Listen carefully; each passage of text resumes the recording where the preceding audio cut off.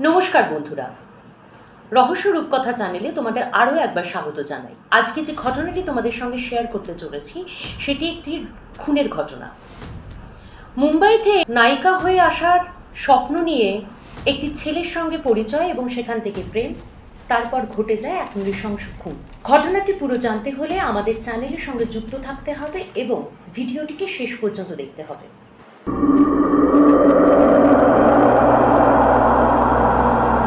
মাইসোরের বান্ধিমান্তামের বাসিন্দা ছিলেন মারিয়া, যার পুরো নাম ছিল মারিয়া মনিকা সুসাইরাজ। তিনি ছোটবেলা থেকে অভিনেত্রী হওয়ার স্বপ্ন দেখতেন, কিন্তু বাড়ির লোক তার এই অভিনেত্রী হওয়ার জন্য একেবারেই রাজি ছিলেন না। এই অভিনেত্রী হওয়ার স্বপ্ন দেখতে গিয়ে মারিয়া কন্নড় মুভির সঙ্গে যুক্ত হন এবং বেশ কিছু সিনেমা করেন, তার মধ্যে ওকে স্যার ওকে, জুট এবং এক তদন্ত বেশ খ্যাত। কন্নড় মুভিতে সাফল্য না পাওয়ার ফলে কন্নড় মুভির সঙ্গে মারিয়া সুসাইরাজ তার সম্পর্ক ছিন্ন করেন এবং মুম্বাইয়ের উদ্দেশ্যে পাড়ি দেন। তিনি ভেবেছিলেন যে মুম্বাইয়ে তিনি একজন খ্যাতনামা অভিনেত্রী হতে পারবেন, কিন্তু হিন্দি ভালো জানতেন না মারিয়া সুসাইরাজ, যার ফলে বেশিরভাগ অডিশন থেকেই তাকে বাতিল করা হয়। অপরদিকে উত্তরপ্রদেশের কৃষ্ণী নামক একটি ছোট্ট শহরের বাসিন্দা ছিলেন নীরজ, যার পুরো নাম ছিল নীরজ গ্রোভার। জন্ম 1982। নীরজ প্রথম থেকেই টেলিভিশন ইন্ডাস্ট্রির সাথে যুক্ত ছিলেন। তিনি মুম্বাইতে ক্রিয়েটিভ এক্সিকিউটিভ ডিরেক্টর হিসেবে কাজ করতেন। সেই সময় একটি খুব নামকরা শোয়ের সঙ্গে নীরজ যুক্ত ছিলেন। এছাড়া তখনকার সিরিজ মহাভারতের অডিশনও নিচ্ছিলেন নীরজ গ্রোভার। এই অডিশন নেওয়ার সময় মারিয়া সুসাইরাজের সাথে নীরজের প্রথম সাক্ষাৎ হয়। অডিশনে হিন্দি না জানতে পারার ফলে এবং অভিনয় দক্ষতা না থাকার ফলে নীরজ মারিয়াকে অডিশন থেকে বাতিল করেন। তবে তিনি আশ্বস্ত করেন যে ভবিষ্যতে যদি মারিয়াকে তার কোনো রকম ভাবে দরকার পড়ে তাহলে তিনি মারিয়াকে কাজের সুযোগ অবশ্যই করে দেবেন। এরপর শুরু হয় মারিয়া এবং নীরজের কথোপকথন, কখনো চ্যাটের মাধ্যমে বা কখনো ফোন কলের মাধ্যমে। সম্পর্ক গাঢ় হয় এবং এই বন্ধুত্ব বাড়তে থাকে। একসময় বন্ধুত্ব এমন একটি পর্যায়ে যায় যেখানে মারিয়া এবং নীরজকে প্রায় একটি পার্কে কিংবা রেস্তোরাঁয় কিংবা ক্যাফেতে কিংবা কখনো হোটেলের কামরাতেও দেখা গেছে বলে দাবি করা হয়। ঘটনাটি খুব স্বাভাবিক ছিল, বন্ধুত্ব থেকে ঘনিষ্ঠতা এবং তারপর প্রেম। কিন্তু বাদ সাধলো যখন মারিয়ার বর্তমান বয়ফ্রেন্ড ম্যাথিউ, যার পুরো নাম ছিল এমিলি জেরম ম্যাথিউ। ম্যাথিউ ছিলেন মারিয়ার ছোটবেলার বন্ধু। ম্যাথিউ একজন ইন্ডিয়ান আর্মিতে কর্মরত লেফটেন্যান্ট জেনারেল ছিলেন। এরপর তাদের বিয়ে করার সিদ্ধান্ত নেন এবং মারিয়ার সাথে তার সম্পর্ক তৈরি হয়। কন্নড় মুভিতে যতদিন মারিয়া কাজ করছিলেন ততদিন ম্যাথিউর কিন্তু কোনো রকম প্রবলেম ছিল না। কিন্তু মুম্বাইতে পাড়ি দেওয়ার পর মারিয়া তার এবং নীরজ গ্রোভারের সম্পর্কের ব্যাপারে যখন ম্যাথিউকে জানান তখন আপত্তি জানান ম্যাথিউ। তিনি বলেন যে নীরজের সাথে তার সম্পর্ক কিছুতেই মেনে নিতে পারছেন না এবং বন্ধুত্ব নষ্ট করার কথাও মারিয়াকে জানান ম্যাথিউ। 6 মে 2008 মারিয়া মুম্বাইয়ের মালাডে একটি ফ্ল্যাট রেন্টে নেন এবং সাহায্য চান নীরজ গ্রোভারের কাছে। বান্ধবীর কথা রাখতে নীরজ তার ফ্ল্যাটে পৌঁছন। সন্ধ্যে 7:30 নাগাদ ম্যাথিউ মারিয়ার ফোনে ফোন করেন এবং মারিয়ার ফ্ল্যাটে থাকা নীরজের গলা পেয়ে ম্যাথিউ যথেষ্ট বিচলিত হয়ে পড়েন।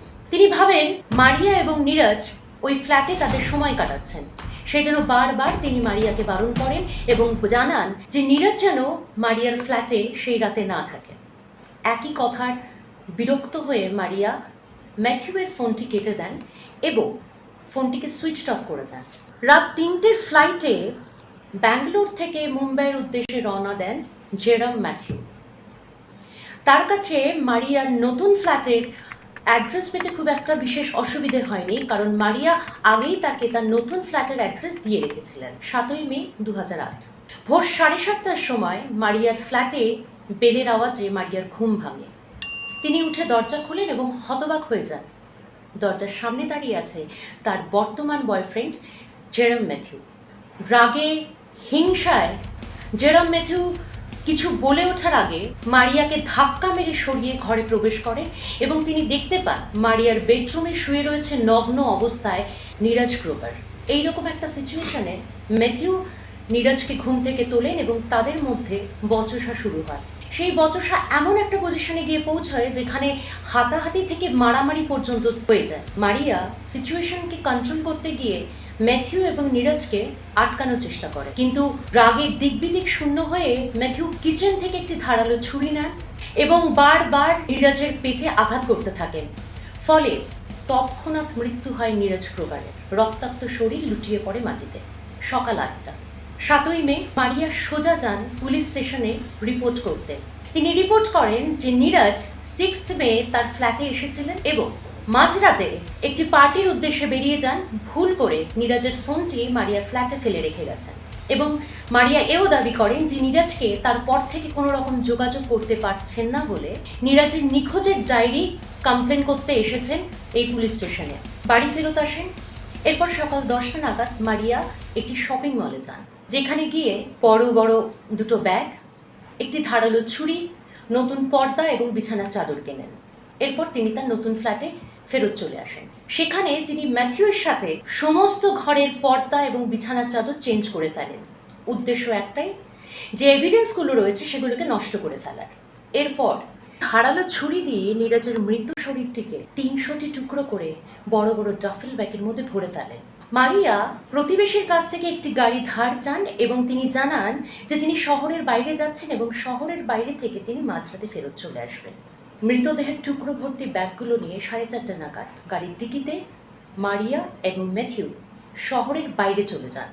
শহরের অনেকটা দূরে যাওয়ার পর তারা বেশ কয়েক লিটার পেট্রোল কেনেন, কারণ তাদের মাথায় ছিল নীরজের এই টুকরোগুলোকে কোনো একটা ফাঁকা স্থান দেখে পেট্রোল দিয়ে জ্বালিয়ে দেওয়া হবে, তাহলে তাদের অবশিষ্ট যেইটুকু এভিডেন্স রয়েছে সেটাও নষ্ট হয়ে যাবে। যেরকম কথা সেরকম কাজ। এরপর মাঝরাতে ম্যাথিউ এবং মারিয়া দুজনেই তাদের নতুন ফ্ল্যাটে চলে আসেন। 8ই মে সকালবেলা ব্যাঙ্গালোরের উদ্দেশ্যে রওনা দেন ম্যাথিউ। 8ই মে এবং 9ই মে নীরজের পরিবার, নীরজের বন্ধু এবং নীরজের কলিগরা বারবার নীরজের সাথে যোগাযোগের চেষ্টা করেন। এমনকি 100 বারের উপর কলও করেছিলেন তারা, কিন্তু সমস্ত যোগাযোগ ব্যর্থ হওয়ার পরে তারা নিকটবর্তী পুলিশ স্টেশনে নীরজের নিখোঁজের ডায়েরি কমপ্লেন করেন। তারা পুলিশকে জানান যে গত 7ই মে থেকে 9ই মে অবধি নিখোঁজ নীরজের কোনো রকম হদিশ পাওয়া যাচ্ছে না। যে নীরজ একদিনের জন্য তার কাজ বন্ধ করেননি, তিনি দীর্ঘ 7 থেকে 9 তারিখ অবধি কোনোভাবেই তার ফ্যামিলি, তার বন্ধু, তার কলিগদের সাথে যোগাযোগ করেন। পুলিশের এবার সন্দেহ ঘনীভূত হয়। তিনি মারিয়ার ফ্ল্যাটে পৌঁছন তার ইনভেস্টিগেশন টিম নিয়ে। মারিয়ার ফ্ল্যাটে ঢুকে পুলিশ চমকে যান, কারণ মারিয়ার ফ্ল্যাটে সমস্ত পর্দা, বিছানার চাদর যেগুলো তারা কিনে এনেছিলেন সেগুলো দিয়ে সাজানো ছিল। পুলিশের ইনভেস্টিগেশন টিম মারিয়ার ফ্ল্যাটটিকে চিরুনি তল্লাশি করতে শুরু করে এবং নীরজের ফোনটি হাতে পাওয়ার পর সেই ফোন থেকে কল ডিটেলস, চ্যাট, SMS এর মাধ্যমে তারা বহু কিছু জানতে পারেন এবং ফ্ল্যাটের চিরুনি তল্লাশ করার পর দরজার কোণায় এবং জানলায় রক্তের দাগ দেখতে পান। সন্দেহ ঘনীভূত হয় এবং মারিয়াকে পুলিশ কাস্টাডিতে নেওয়া হয়। পুলিশ কাস্টাডিতে আনার পর মারিয়াকে জেরা শুরু হয়। বহুক্ষণ জেরা চলার পর মারিয়ার সমস্ত সত্যিটা পুলিশের সামনে তুলে ধরেন। তিনি জানান যে এই খুনের পেছনে তার কোনো হাত নেই। তিনি বলেন যে নীরজকে খুন করেন ম্যাথিউ। ম্যাথিউ রাগের মাথায় নীরজের ওপর ছুরি দিয়ে হামলা করেন। তিনি আটকানোর চেষ্টা করেছিলেন, কিন্তু ম্যাথিউ রাগের মাথায় মারিয়াকেও মেরে ফেলার হুমকি দেন। তিনি এও জানান নীরজের মৃত্যুর পর তার মৃতদেহের সামনে ম্যাথিউ মারিয়ার সঙ্গে শারীরিক সম্পর্কে লিপ্ত হয়েছিলেন। এই বয়ানের পর 11ই মে কোচি থেকে জেরম ম্যাথিউকে অ্যারেস্ট করেন পুলিশ। এরপর IPC 1860 এবং 304 নম্বর ধারা অনুযায়ী 10 বছরের কারাদণ্ডে দণ্ডিত করা হয় ম্যাথিউকে এবং তার সাথে 50,000 টাকা জরিমানা দেন আমাদের আদালত। এবং মারিয়াকে 3 বছরের কারাদণ্ডে দণ্ডিত করা হয় এভিডেন্স নষ্ট করার অপরাধে এবং তাকেও 50,000 টাকা জরিমানা দেওয়া হয়। তবে আদালতের এই রায়ে কোনোভাবেই সন্তুষ্ট ছিলেন না নীরজের বাবা এবং মা, এমনকি বন্ধু বান্ধব কলিগরা। কিন্তু আদালতের রায় অনুযায়ী যেহেতু এটি পূর্ব পরিকল্পিত খুন নয়, সেই কারণে এটিকে 10 বছরের কারাদণ্ড হিসেবেই বিবেচিত করা হবে। এই শুনানির পর আমার বলিউডের এক বিখ্যাত পরিচালক রাম গোপাল বর্মা 18 দিনের শুটিং শেষ করে 19শে আগস্ট 2011 একটি সিনেমা বার করেন যেটির নাম ছিল it's not a love story, এবং তিনি জানান যে মারিয়া সুসাইরাজের এই সিনেমাটি দেখা অতি আবশ্যক। 10 বছর কারাদণ্ডে দণ্ডিত ম্যাথিউ 2018-তে জেল থেকে ছাড়া পান এবং 3 বছরের সাজা কেটে মারিয়া জেল থেকে ছাড়া পান। আপনাদের কি মনে হয় দর্শক বন্ধুরা, এই পুরো ঘটনাটা শোনার পর কাকে আসলে দোষী বলে মনে করছেন? মারিয়াকে, নীরজকে, নাকি মারিয়ার বর্তমান বয়ফ্রেন্ড ম্যাথিউ? মারিয়ার জন্য কিন্তু অ্যাকচুয়ালি এই খুনের ঘটনাটি ঘটেছে, কারণ মারিয়া নীরজের সঙ্গে যখন সম্পর্কে লিপ্ত হন তখন তিনি একবারের জন্য নীরজ গ্রোভারকে জানাননি যে তিনি বর্তমানে জেরাম ম্যাথিউয়ের সাথে রিলেশনশিপে আছেন, এমনকি তারা ভবিষ্যতে বিয়েও করতে চলেছে। কিন্তু তার এই সম্পর্ক নীরজ গ্রোভারের সাথে, যেটি ছিল শুধুমাত্র তার কেরিয়ার গড়ার জন্য। অপরদিকে নীরজ গ্রোভার, যিনি শুধুমাত্র মারিয়ার পার্সোনালিটিকে ভালোবেসে মারিয়ার সঙ্গে সম্পর্ক স্থাপন করেছিলেন। 3 নম্বর ব্যক্তি, যিনি জেরাম ম্যাথিউ, মারিয়ার উড-বি হাজব্যান্ড বা বর্তমান প্রেমিক, তিনি কিন্তু মারিয়ার এই ব্যবহার এবং বারবার নিষেধ করা সত্ত্বেও মারিয়ার নীরজ গ্রোভারের সঙ্গে সম্পর্ক রাখাটা নিয়ে আপত্তি করেছিল এবং রাগের বশে তিনি একটি জলজান্ত প্রাণকে মেরে ফেলেন। বাকিটা আপনাদের হাতে। আদালত রায় শুনিয়ে দিয়েছেন।